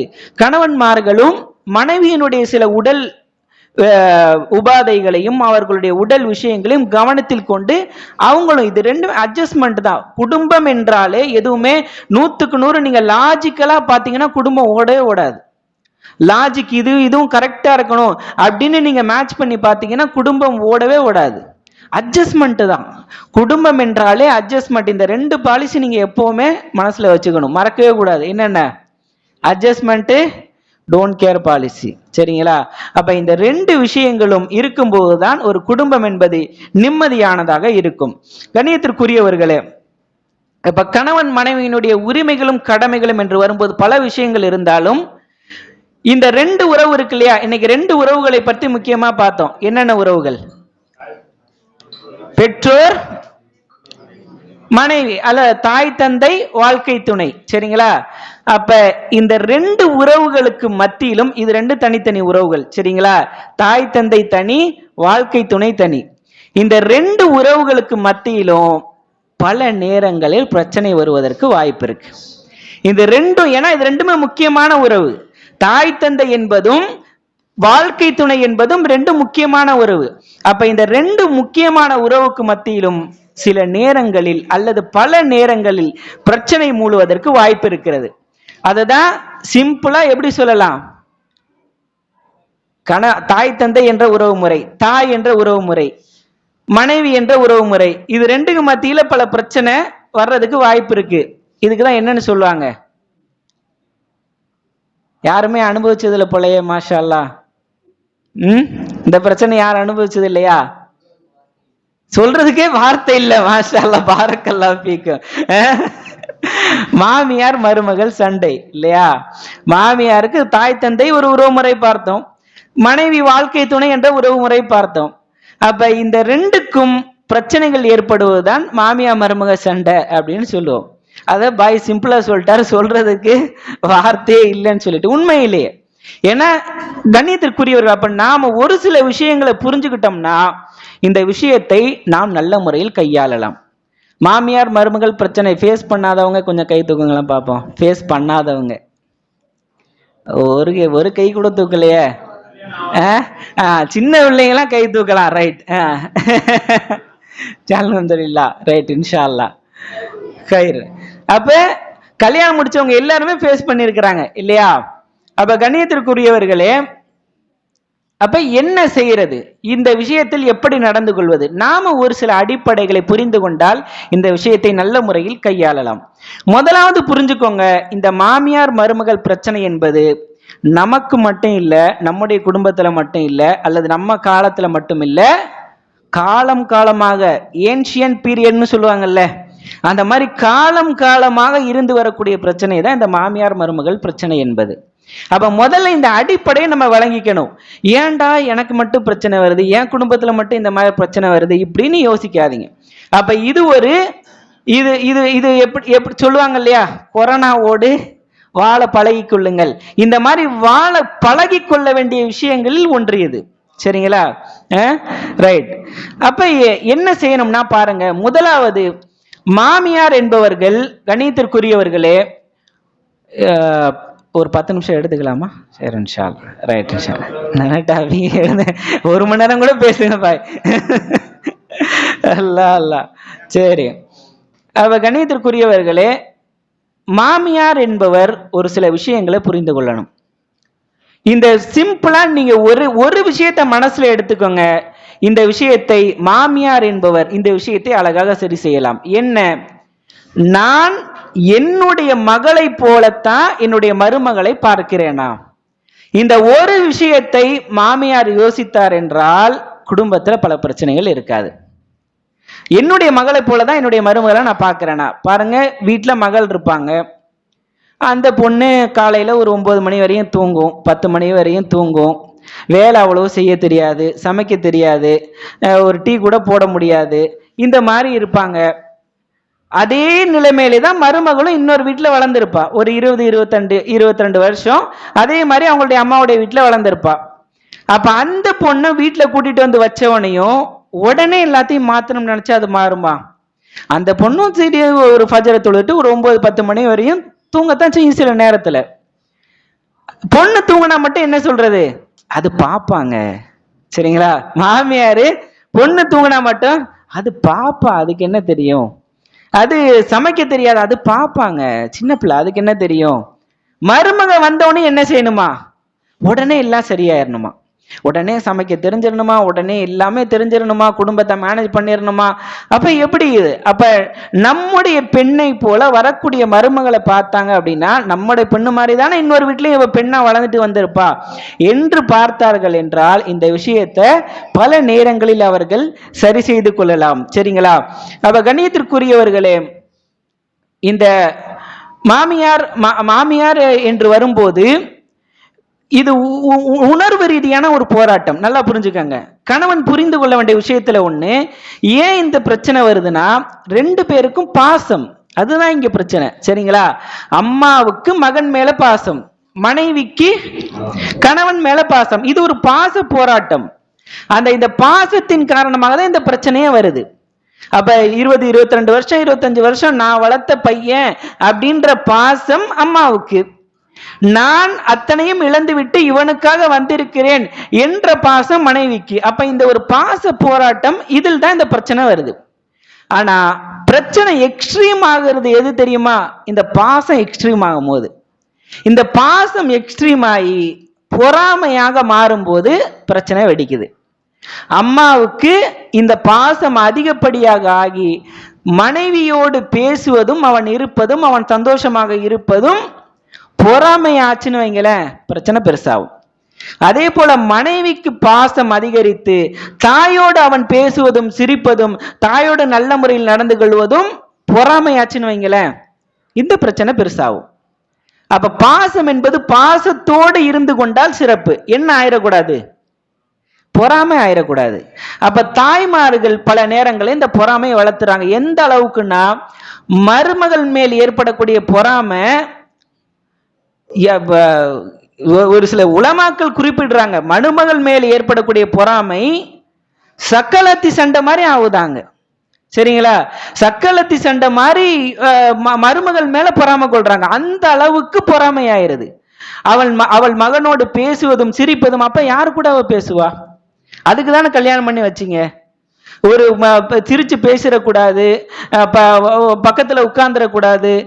ஒரு விஷயம், என்னம்மா அங்க சத்தம் அப்படின்றது இல்லையா? கணவனும் மனைவியும் பேசிட்டு இருப்பாங்க, என்ன அங்க சத்தம், இங்க வா இந்த வேலையை பாரு, இங்க வா அந்த டீயை போடு. ஏன் அப்படி? ஏன் அந்த பொறாமை வருகிறது? அப்ப அந்த பொறாமை ஆயிருச்சு அப்படின்னா அது பல பிரச்சனைகளை உண்டு பண்ணும். கணவனுக்காக அவள் அலங்கரிக்க ஒரு ஒரு பெண் வீட்டுக்கு வந்த மருமக கணவனுக்காக அலங்கரிப்பா. அவளுக்காக கணவனுக்காக ஒரு நல்ல புடவையை உடுத்தினாலோ இல்ல ஒரு நல்ல மேக்கப் போட்டுக்கிட்டாலும் வெளியே யாருக்குமா போடுறா? கணவனுக்கு தானே போடுறா. அதை பொறுத்து கொள்ள மாட்டாங்க சில மாமியார்கள். அதை தவறாக விமர்சிப்பதும், எப்ப பார்த்தாலும் என்னென்ன வார்த்தைகள், மேனா மினுக்கி, எப்ப பார்த்தாலும் எப்படி மினுக்கிக்கிட்டே இருப்பா, ஏதோ ஒரு விஷயத்தை சொல்லி. அப்ப கணவனுக்காக என்று அவள் இருக்கும் போது ஏன் அது உங்களுக்கு பொறாமையா மாறுது? மாமியார் என்ற கொம்பு முளைச்சிருச்சா? ஏன்னா பல பேருக்கு இப்படிதான் நினைப்பு. மாமியார் என்ற அந்தஸ்து கிடைத்து விட்டால் கொம்பு முளைச்ச மாதிரி ஒரு ஃபீலிங். என்ன, என் மகன் என்று கொம்பு முளைச்ச ஒரு ஃபீலிங்க பல பேர் எடுத்துக்கிறாங்க. இந்த ஒரு மைண்ட் செட்டுக்கு தயவு செஞ்சு போயிடாதீங்க. ஒரு சில இடங்கள் என்ன ஆயிருதுன்னா, மாமியார மிஞ்சுற அளவுக்கு ஒரு கேரக்டர் வருவாங்க. யார் அவங்க? பெண்கள்கிட்ட கேட்டா தெரியும் யாரு? நாத்தனாரு. அப்ப மாமியார மிஞ்சுற அளவுக்கு பல நேரங்கள்ல சில குடும்பங்கள்ல மாத்தி இருக்கலாம். சில குடும்பங்கள்ல மாமியார மிஞ்சுற அளவுக்கு நாத்தனார் குடும்பம் பெரிய கொடுமையா இருக்கும். அப்ப இந்த மாதிரி விஷயங்கள் எல்லாம் தயவு செய்து நடக்கக்கூடாது கண்ணியத்திற்குரியவர்களே. அப்ப மாமியார் என்பவர் ஒரு விஷயத்த நம்ம மைண்ட் செட்ல ஏத்திக்கணும், நம்ம பொண்ணு மாதிரி இந்த பொண்ணு. அப்ப நம்ம பொண்ணை நம்ம எப்படி பார்ப்போமோ, நம்ம பொண்ணுகிட்ட என்னென்ன அட்ஜஸ்ட்மெண்ட் நம்ம பண்ணிக்கொள்வோமோ, கொஞ்ச நேரம் தூங்கினாலும் சரி, இல்ல ஒரு விஷயம் செய்ய முடியாட்டியும் சரி, ஒரு வேலை தெரியாட்டியும் சரி, சமைக்க தெரியாட்டியும் சரி, எப்படி அட்ஜஸ்ட் பண்ணிட்டு போகணுமோ, நம்ம பொண்ணுகிட்ட நம்ம பொண்ணு புகுந்த வீட்டுல எப்படி நடத்தப்படணும்னு நினைக்கிறீங்களோ அதே மாதிரி தானே வந்த பொண்ணும். அப்ப அந்த மாதிரி எடுத்துக்கொண்டால் இந்த பிரச்சனை சுமூகமாக முடிக்கலாம். இல்லைன்னா என்னாகும் தெரியுமா? இன்னைக்கு இருப்பீங்க, நீங்க கண்ட்ரோல் பண்ணுவீங்க. ஆனால் கணவனோடு பல காலம் வாழ போறது யாரு? மனைவி தான். அப்ப ஒரு கட்டத்துல உங்களுக்கு வயதான பின்னால் அந்த கணவனுக்கும் மனைவிக்கும் பல காலங்கள் கழிந்த பின்னால் நீங்க இன்னைக்கு என்னெல்லாம் விதை போட்டு வச்சீங்களோ அதெல்லாம் அந்த மருமக மறந்துடுவான்னு நினைக்கிறீங்களா? எல்லாம் உள்ள இருக்கும். அதெல்லாம் ரிப்பீட் பண்ணுவாங்க. ஒரு கட்டத்தில் உங்கள் மகனையே வைத்து உங்களை வீட்டை விட்டு துரத்துவதற்கு இவள் காரணமாக அமைந்து விடுவாள். செஞ்சது யாரு? முதல்ல விதைச்சது யாரு? நீங்க தான். அப்ப அந்த விஷயங்களை எல்லாம் அவள் ஒரு கட்டத்தில் பின்னால் அவள் எடுத்துக்கொண்டு உங்கள் மகனுடைய கரத்தாலேயே உங்களை வீட்டை விட்டு துரத்துவதற்கு அவள் காரணமாக ஆகிவிடலாம். அப்ப மிக கவனமாக இருக்க வேண்டும். கண்ணியத்திற்குரிய அந்த மாமியார் சகோதரிகளுக்கு சொல்லிக் கொள்வது, மிக கவனமாக அந்த மருமகளோடு நல்ல முறையில் நடந்து கொள்ளுங்கள், விட்டு கொடுத்து போங்க, அட்ஜஸ்ட் பண்ணி போங்க, சரிங்களா? அப்ப இந்த விஷயத்துல மிக கவனமாக இருக்க வேண்டும். ரைட். அதே போல கண்ணியத்திற்குரிய இப்ப மருமகளுக்கு சில விஷயம் சொல்லணும்ல இல்லையா? கணவனுக்கு சொன்ன மாதிரி யாருக்கு சொன்னோம்? மனைவிக்கும் சொன்னோம். அப்ப மாமியாருக்கு சொன்ன மாதிரி மருமகளும் சொல்லணும்ல. அப்ப நம்ம இந்த விஷயத்தெல்லாம் சொல்லலாம். அப்ப மருமகள்லாம் பத்திரம் மாத்து தங்கம் அப்படின்னு இல்லை. அவங்களும் பல விஷயங்கள் செய்வாங்க, அவங்களும் பல வேலைகள் செய்வாங்க.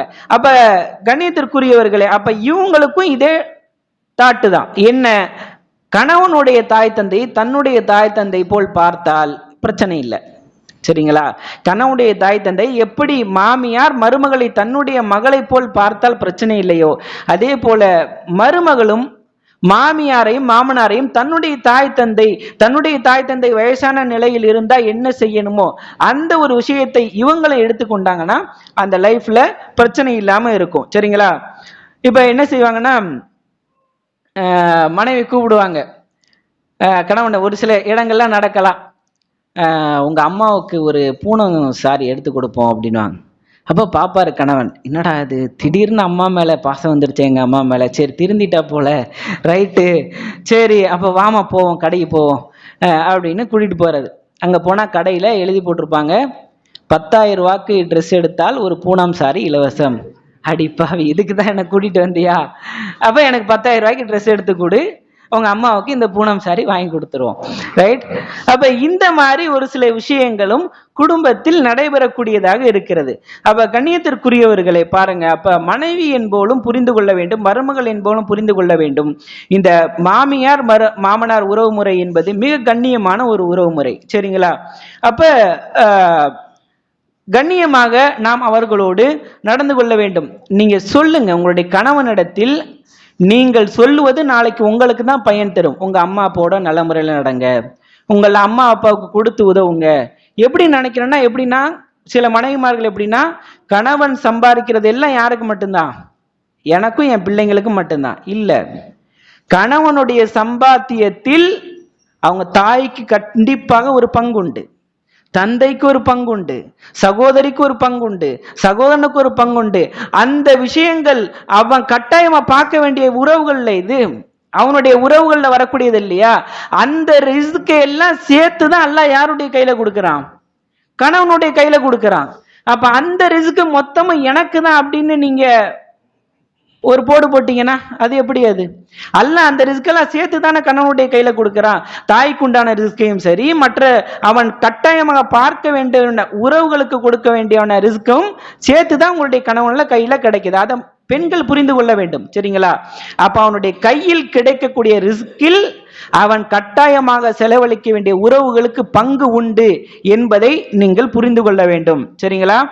அப்ப இந்த விஷயத்தில் மிக கவனமாக இருக்க வேண்டும். ரைட்? அப்ப உங்களுடைய அம்மாவுக்கு கொடுக்க வேண்டிய ஹக்கை கொடுங்க, உங்களுடைய தங்கைக்கு கொடுக்க வேண்டிய ஹக்கை கொடுங்க என்று நீங்கள் சொல்லுவது நாளைக்கு உங்களுக்கு தான் பயனளிக்கும். எப்படி பயனளிக்கும்? நாளைக்கு பையன் பாப்பான் நம்ம பிள்ளை. அப்ப நம்ம பிள்ளை இப்ப எப்படி ஒரு ஏதோ ஒரு விஷயம் கூட, ஒரு நகைச்சுவை கூட வரும். என்ன, ஏதோ ஓல்டேஜ் ஹோம் வந்து பையன் வந்து விசாரிப்பான், சின்ன பிள்ளை, எந்த ஓல்டேஜ் ஹோமா அப்படின்னு ஏதோ விசாரிப்பான். எதுக்குப்பா கேட்குற? இல்லை அப்பா கொண்டு போய் அவங்க அம்மா விட்டுட்டு வந்தார்ல, அந்த மாதிரி நான் உன்னை எங்கம்மா கொண்டு போய் விட்டுறது அப்படின்னு கேட்பான்ல, இல்லையா? அப்ப என்ன விஷயத்தை நீங்கள் உங்களுடைய மாமியாருக்கு மாமனாருக்கு செய்கிறீர்களோ அதே விஷயத்தான் நாளைக்கு உங்க புள்ள உங்களுக்கு செய்ய போறான். அப்ப வினை விதைத்தவன் வினை அறுப்பான். சரிங்களா? அப்ப நீங்க என்ன இன்னைக்கு விதைக்கிறீங்களோ நாளைக்கு உங்களுடைய பிள்ளையிடத்திலிருந்து அதைத்தான் நீங்க எதிர்பார்க்கலாம். அப்ப நீங்க மட்டும் என்னுடைய புருஷன் எனக்கு மட்டும்தான், அம்மா அப்பாவெல்லாம் அவர் பார்க்க கூடாது, தங்கச்சி அக்காங்கெல்லாம் பார்க்க கூடாது அப்படின்னு நினைச்சீங்கன்னா உங்க பிள்ளை என்ன செய்வான்? அப்படித்தான் இருப்பான். சரிங்களா? அப்ப இந்த விஷயத்தில் கவனமாக இருக்க வேண்டும். ரைட்? அப்ப இதுல ரெண்டு பேருமே விட்டு கொடுத்து அட்ஜஸ்ட் பண்ணி போறது தான் வாழ்க்கை இருக்கு. ரெண்டு பேருமே அநீதத்தை அஞ்சி கொள்ள வேண்டும். மாமியாராக இருக்கட்டும், மருமகளாக இருக்கட்டும், அநீதத்தை அஞ்சி கொள்ள வேண்டும். ஒருவர் மற்றவர்களுக்கு அநீதம் செய்தால் அந்த அநீதம் நாளைக்கு பல இருள்களாக வந்து நிற்கும். அந்த அநீதம் என்பது பல இருள்களாக வந்து நிற்கும். நாளைக்கு அதற்கு கணக்கு தீர்க்கப்படாமல் சொர்க்கம் செல்ல முடியாது. அந்த அநீதத்திற்கு கணக்கு தீர்க்கப்படாமல் சொர்க்கம் செல்ல முடியாது. சரிங்களா? அப்ப ரெண்டு பேரும் அல்லாஹ்வை பயந்து கொள்ள வேண்டும். அநீதம் இழைக்கக்கூடியதை அஞ்சிக் கொள்ள வேண்டும். மன்னிச்சுட்டு போங்க, மன்னிச்சுட்டு போங்க. அல்லாஹு தஆலா மன்னிப்பவர்களுடைய கண்ணியத்தை அல்லாஹ் உயர்த்தாமல் இருப்பதில்லை.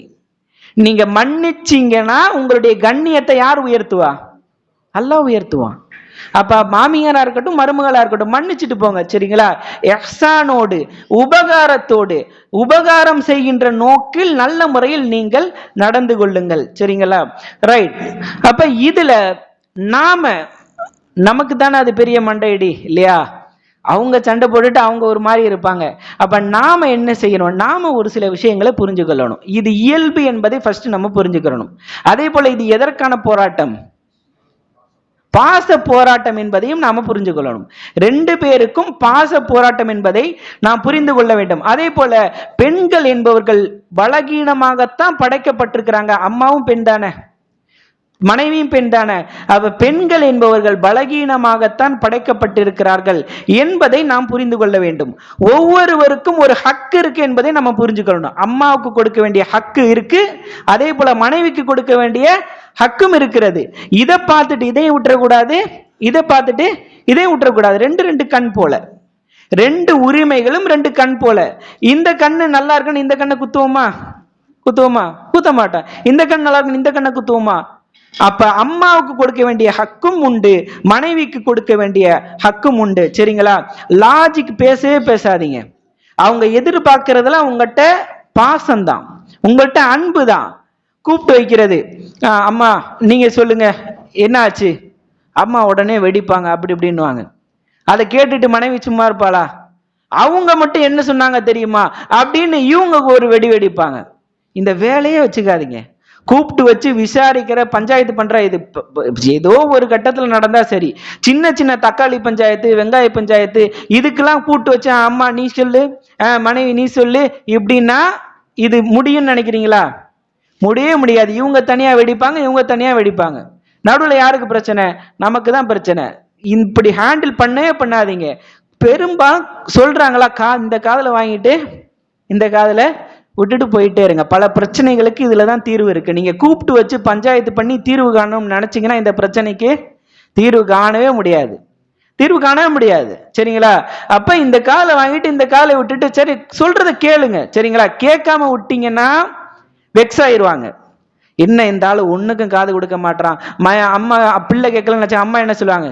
கல்யாணம் முடிச்சு கொடுத்தது போதும் பொண்டாட்டி பின்னாடியே சுத்திக்கிட்டு இருக்கான். இப்ப பொண்டாட்டி சொல்றதை கேட்கலன்னு வைங்களேன், அவங்க என்ன சொல்லுவாங்க? இந்த ஆளு ஒண்ணுக்கும் காது கொடுக்கவே மாட்டான். கேளுங்க, கேளுங்க, என்ன பிரச்சனை சொல்றாங்களோ அதை கேளுங்க. ஆனா இந்த காதுல வாங்குறது இந்த கால போயிடணும். ஓகேவா? அப்ப இப்படி வச்சுக்கிட்டீங்கன்னா பல பிரச்சனைகள் சால்வ் ஆகும். ரைட்? அப்ப இதை போய் சொல்லிடக்கூடாது. என்ன இந்த கால வாங்கின இந்த கால விட்டுட்டேன்னு சொல்லிடக்கூடாது. கேட்டீங்களா? கேட்டுக்கிட்டு பொறுமையாருமா, விட்டு கொடுத்து போமா. ரெண்டு பேர்ட்டையும் ஒரே வார்த்தை தான். என்ன? பொறுமையாருமா, விட்டு கொடுத்துட்டு போமா. சரிங்களா? இன்னும் சில நேரத்தில் அவங்க பாசத்தை எதிர்பார்க்கும் போது அவங்களுடைய பாசம் நீங்க சொல்லக்கூடிய நேரத்தில் அடுத்தவங்களை தனித்தனியா பேசுங்க. சரிங்களா? தனித்தனியா பேசிட்டு காலில் கேட்பாங்களா, ஒரு ரெண்டு வார்த்தை சேர்த்து போடுங்க. அம்மா திட்டுறாங்களா, ஆமாம்மா அவளுக்கு எப்பவுமே இப்படிதாம்மா, என்னம்மா செய்யறது, சரி ஏதோ ரைட்டு, கல்யாணம் முடிச்சாச்சுமா, வாழ்ந்து விட்டு போவோம்மா, சரி நீ பாத்துக்கிறதாம்மா சிறப்பா இருக்கு, நாலு வார்த்தையை சொல்லிட்டு போங்க. அம்மா மனசு என்ன ஆகும்? குழந்தை ரைட், நம்ம பையன் நம்ம சொல்லதை கேட்கறான். மனைவிட்ட போய் பேசுனீங்கன்னா அம்மா சொல்றாங்களா, வயசாயிருச்சுல, அவங்க எப்பவுமே அப்படித்தான், விடு, அவங்க வயசானவங்க அந்த மாதிரி 1000 விஷயங்கள் சொல்லத்தான் செய்வாங்க, நானும் கண் கூட பார்க்கத்தானே செய்யறேன், உன்னை என்னெல்லாம் கொடுமைப்படுத்துறாங்கன்னு எனக்கு தெரியதானே செய்யுது, என்ன அம்மாவாயிருச்சு, என்ன செய்யறது, கட்டுப்பட்டு போகணும்ல, இப்படின்னு மனைவிட்ட அம்மாவை கொஞ்சம் இது பண்ணிக்கிறணும், அம்மா கிட்ட மனைவியை கொஞ்சம் டேமேஜ் பண்ணிக்கிறணும். சரிங்களா? இப்படி போயிட்டீங்கன்னா உங்களுக்கு பிரச்சனை இல்லை. நீங்க கூப்பிட்டு வச்சு ரெண்டு பேரையும் பஞ்சாயத்து பண்ணி தீர்வு காணணும்னு நினைச்சீங்கன்னு வைங்களேன், தீர்வு காணவே முடியாது. அப்ப அம்மா கிட்ட அம்மா பக்கம் இருக்கிற மாதிரியே பேசணும், மனைவி கிட்ட மனைவி நான் உன் கூட தான் அப்படின்ற மாதிரியே பேசணும், அம்மா கிட்ட நான் உன் பிள்ளை தான் அப்படின்ற மாதிரியே பேசணும். இப்படி பேசுனீங்கன்னா பிரச்சனையை பெரும்பாலும் நேரத்துல அவாய்ட் பண்ணிக்கிறலாம். சரிங்களா? ரைட்? அப்ப இதுல லாஜிக்கை வச்சு தீர்ப்பு பார்க்க சில கணவன்மார்கள் தேவையில்லாம அவங்களே வார்த்தையை விட்டு மாட்டிக்கிறது. எந்த பிரச்சனையுமே இருக்காது. எனக்கு நீயா தாயான்னு வந்தா எனக்கு தாய் தான் ஃபர்ஸ்ட். யாரு கேட்டா உங்ககிட்ட? யாரு கேட்டா? இப்ப அது தேவையா? தேவையே இல்லை. ஒரு பஞ்சாயத்தே இருக்காது, புதுசா ஒரு பஞ்சாயத்தை இழுப்பான். எனக்கு நீயா தாயான்னு வந்தா எனக்கு தாய் தான் ஃபர்ஸ்ட். எதுக்குப்பா இந்த வார்த்தையெல்லாம் தேவையா? ரைட்? தேவையில்லாத பஞ்சாயத்துக்களை நம்மளாம் இழுக்கக்கூடாது. நம்ம அந்த மாதிரி நிறைய செய்வோம். நம்மளாம் ஒரு சில வார்த்தைகளை கொட்டி நம்மளாம் பஞ்சாயத்து இழுப்போம். அந்த மாதிரிலாம் செய்யவே செய்யாதீங்க. சரிங்களா?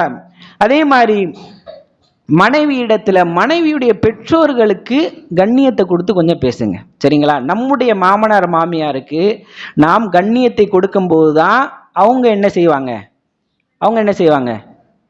நாம் அவர்களுடைய தாய் தந்தைக்கு கண்ணியத்தை கொடுத்தால் அவங்க நம்முடைய தாய் தந்தைக்கு கண்ணியத்தை கொடுப்பாங்க. சரிங்களா? அப்ப நாம மாமியார மாமனார மச்சான இவங்களெல்லாம் டேமேஜ் பண்ணோம்னா அவங்க என்ன செய்வாங்க? நம்ம அம்மா அப்பாவை டேமேஜ் பண்ணுவாங்க. அந்த வேலை வச்சுக்க வேண்டாம். சரிங்களா? அப்ப கண்ணியத்தை கொடுத்து பேசுங்க. உங்களுடைய தாய் தந்தையரை மாமி என்ன பண்றாங்க, மாமா என்ன பண்றாங்க, மச்சான் என்ன பண்றாரு, பேசுற வார்த்தை தவறான வார்த்தையாக இருந்துச்சுன்னா அது பெரிய ஒரு பிரச்சனையில போய் முடியும். சரிங்களா? அப்ப இதுல மாமியார் மாமனாரோடு நம்ம நல்ல முறையில் நடந்து கொள்ளணும். அப்பதான் அவங்க பொண்ணு என்ன பிரச்சனை கொண்டு வந்தாலும் சரி, அவங்க அதை பெரிய லெவல்ல கண்டுக்க மாட்டாங்க.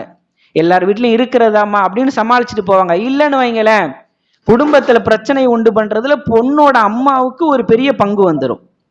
சரிங்களா? மாமியாருக்கு, நம்முடைய மாமியாருக்கு ஒரு பெரிய பங்கு வந்துடும். ஏன்?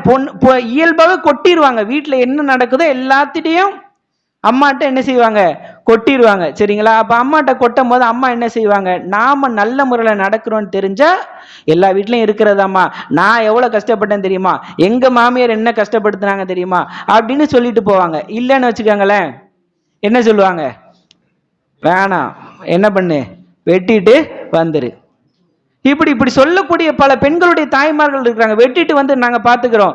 எத்தனை நாளைக்கு நீங்க பாப்பீங்க? எவ்வளவு காலம் பாப்பீங்க? வாழை வெட்டியா வந்திருக்க, கையில 2 பிள்ளை இருக்கும், நீ வெட்டிட்டு வந்துரு நாங்க பாத்துக்கிறோம். எத்தனை நாளைக்கு பாப்பீங்க? அந்த பிள்ளைங்களை யாரு பாப்பா? அந்த பிள்ளைங்களுடைய அப்பாவா யார் இருப்பா? இதெல்லாம் யோசிக்க மாட்டாங்க. பல பெண்களுடைய தாய்மார்கள் இதெல்லாம் யோசிக்க மாட்டாங்க.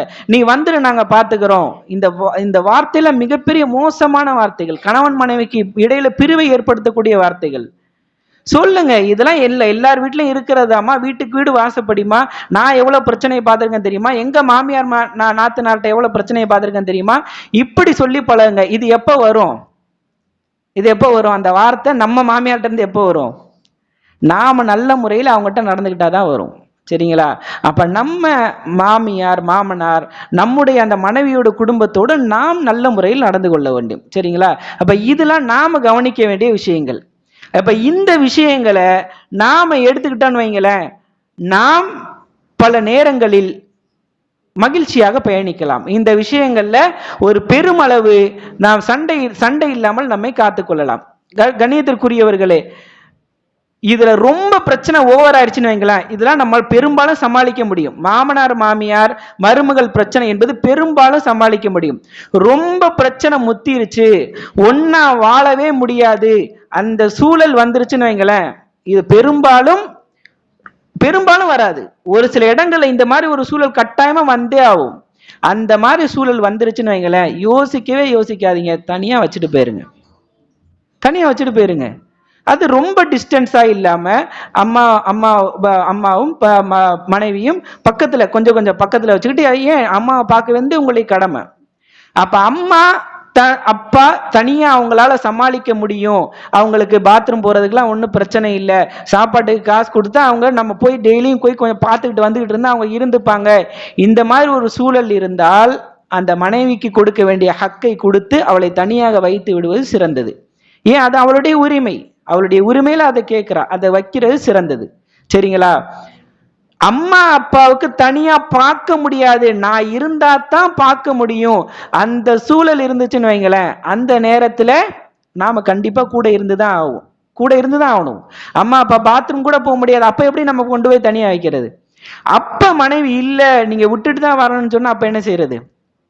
தலக்கு தான் விட்டானும், வேற வழி இல்லை. ஏன்? அம்மா அப்பாவை பார்க்கறது கடமை. சரிங்களா? அப்ப அவங்களால தனிப்பட்ட முறையில் சமாளிக்க முடியும் என்று இருந்தால் இப்படி கையாளுங்க. பக்கத்துல வச்சுட்டு கொஞ்சம் நீங்க டெய்லி போய் பார்த்துக்கிட்டு சாப்பாடை கொடுத்துக்கிட்டு இந்த மாதிரி இருங்க. அவங்களால ஒண்ணுமே செய்ய முடியாது, ஆனா மனைவி முறிச்சுக்கிட்டு நிக்கிறான்னா அந்த சூழல்ல ஒன்றும் செய்ய முடியாது. நான் எங்க அம்மா அப்பா பார்க்க வேண்டியது கடமை, நீ இருக்க முடிஞ்சா இரு, அதான் செய்ய முடியும். அப்ப ஒரு சில நேரங்கள்ல நாம் தெளிவான முடிவுகள், தைரியமான முடிவுகள் எடுத்தாகணும். ஒரு சில பேர் வைக்க முடியும், அம்மா அப்பாவுக்கு சாப்பாடு கொடுத்துட்டு அவங்க தனியா இருக்க முடியும், ஆனா வேணுக்குன்னே பிடிச்சி ஒன்னா வச்சு பிரச்சனையை ஏத்திக்கிட்டே இருக்கிறது வேணாம். எதுக்கு? அது பிரச்சனை இன்க்ரீஸ் பண்ணிக்கிட்டே இருக்கிறது வேணாம். அவங்களுக்கு உடல் ஆரோக்கியமா இருக்கிறாங்க, பாத்ரூம் போக முடியும் வர முடியும், இந்த மாதிரி சூழல் இருக்கா, பக்கத்துல வச்சுக்கிட்டு டெய்லி போய் பார்த்துக்கிட்டு நீங்க செய்ய வேண்டிய கடமைகளை செஞ்சுக்கிட்டு இருங்க. இன்ஷா அல்லாஹ் கொஞ்சம் அந்த விஷயங்கள் உங்களுக்கு சரியானதாக இருக்கும். சரிங்களா? அப்ப இந்த மாதிரி நாம் ஒரு சில விஷயங்களை முடிவெடுத்து ஆக வேண்டும். ரைட்? அப்ப தாயும் தந்தையும் மனைவியினுடைய பாருங்க, அம்மா அப்பாவுக்கு பல பெண்கள் கேட்கலாம், மாமியார் மாமனான பாப்புறது எங்களுக்கு கடமையா, நாங்க பார்த்துதான் ஆகணுமா? இப்போ கணவனுக்கு உங்க மேல கடமை என்ன? உங்களுக்கு உணவு கொடுக்கணும், உடை கொடுக்கணும், இருப்பிடம் கொடுக்கணும், அடிப்படையான தேவைகளை கொடுக்கணும், அதுதான். மற்றபடி உங்க பிள்ளைக்கு கான்வென்ட் கட்டி படிக்க வைக்கணும்ன்றது அவன் மேல கடமையா? உங்களுக்கு அவ்வளவு பணம் போட்டு உங்களுக்கு பெருநாளைக்கு உடுப்பு எடுத்து கொடுக்கணும், சாதாரண உடுப்பு கொடுக்கறது அவன் மேல கடமை. உடலை மறைக்கணும், 10,000 ரூபாய்க்கு ட்ரெஸ் எடுத்து கொடுக்கணும் அவனுக்கு கடமையா? இல்லையே. அப்ப ஏன் அவன் கடமையெல்லாம் தாண்டி அவன் செய்யறான்ல, அப்ப ஏன் நீங்க அவங்களுடைய பெற்றோர்களை பார்ப்பது கடமையான அந்த கேள்வி வைக்கிறீங்க? அவன் கடமையெல்லாம் தாண்டி தானே உங்களுக்கு செஞ்சுக்கிட்டு இருக்கிறான், கடமையெல்லாம் மீறி தானே உங்களுக்கு செஞ்சுட்டு இருக்கான். சாதாரண அவன் உங்களுடைய பிள்ளையை டெய்லி கூட்டிட்டு போய் வர்றதா இருக்கட்டும், கூட்டிட்டு வந்து விடுவதாக இருக்கட்டும், அவனுக்கு வருஷத்துக்கு 50,000 ரூபாய் ஃபீஸ் கட்டுறதா இருக்கட்டும், இதெல்லாம் அவனுக்கு கடமையா?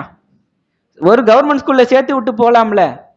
அப்ப அவன் அவனுடைய கடமையை மீறி உங்களுக்காக செய்யும் போது ஏன் நீங்க அப்ப இப்படி யோசிக்கிறீங்க? பெற்றோர்களை பார்ப்பது கடமையா? கணவனுக்கு தான் பார்ப்பது கடமை. ஏன் அவன் உங்களுக்காண்டி செய்யறாள், அப்ப நீங்க என்ன செய்யணும்? நீங்க அவனுக்காக அவனுடைய பெற்றோர்களை பார்ப்பது அவனுடைய மனசு குளிர்விக்கும், அவனுடைய பெற்றோர்களை பார்ப்பது அவனுடைய மனசு குளிர்விக்கும். அப்ப இப்படி நாம் இந்த விஷயங்களை கடந்து சென்றால் நமக்கு வாழ்க்கை நிம்மதியானதாக இருக்கும். சரிங்களா?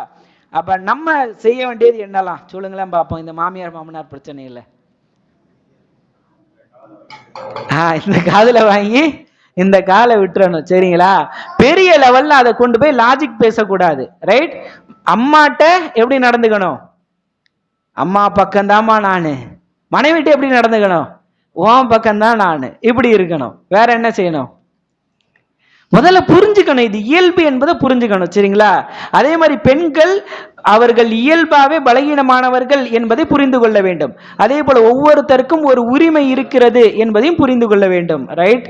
அப்ப இந்த மாதிரி நாமளாக வாயை விட்டு சில பிரச்சனைகளை உண்டு பண்ணிக்க கூடாது. ரைட்? அதே மாதிரி அவர்களுடைய பெற்றோர்களுக்கு நம்ம என்ன செய்யணும்?